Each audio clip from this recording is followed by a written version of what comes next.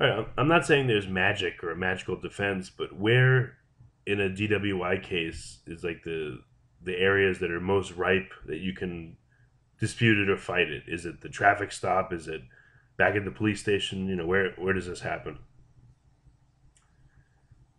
Well, there's a lot of fertile ground there.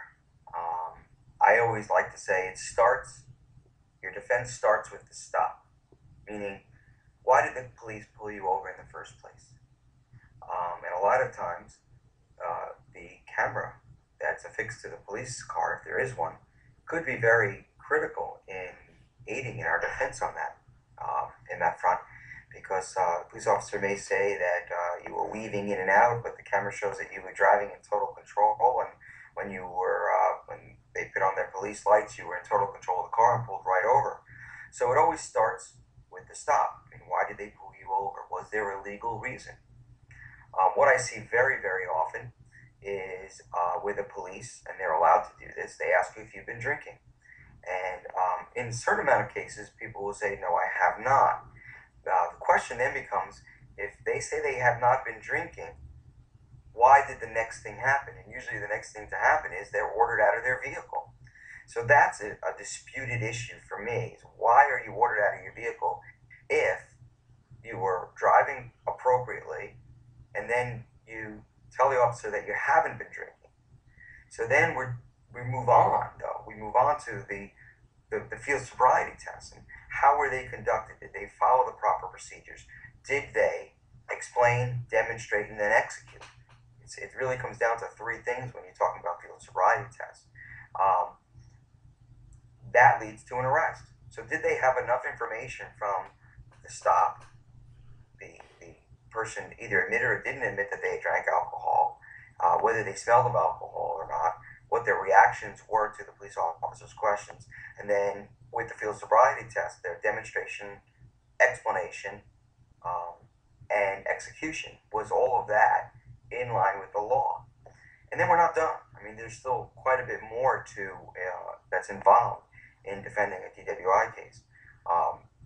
Was the standard statement read correctly? Was it read appropriately? Was it read at the right time? And that goes to the refusal aspect, and there's quite a bit of refusals in the state of New Jersey, which we could do an hour video on. At some point, I guess we will. And of course, there's the breath test itself. Was it done by somebody that's certified? Was the machine running properly? Had the machine been certified? Had it been serviced? Had it been maintained? Was the solution up to date? And was it run properly? That's another area, fertile ground for a defense attorney that knows how to defend a DWI. So that's just a roadmap of the overall um, areas that you can look at in a DWI case. But there's a whole host of other things. Did the police watch you for 20 minutes prior to you taking your breath test? And there's, again, a whole host of other ideas and challenges that can be made in a DWI case. Okay. Right, so how about Miranda rights? The right to remain silent and to have an attorney. Do you get a lot of people confused about if they were or they weren't read the Miranda rights, how that affects their case? Yes, I do. I get it quite a bit. And I've answered that question online. I've answered it um, in person, and I've answered it on the phone quite a bit. And Miranda is a very important and fundamental constitutional right that people don't have to understand, but your attorney must understand it. And the best way to describe it is once you're under arrest, once you're in custody, once you're not free to leave from the police, you could be in the street after a car stop, you could be walking down the street, and once you're in custody, and that's a term of art used in the law by lawyers and judges, and the police start interrogating you, asking you questions that would incriminate you, that's when Miranda is triggered.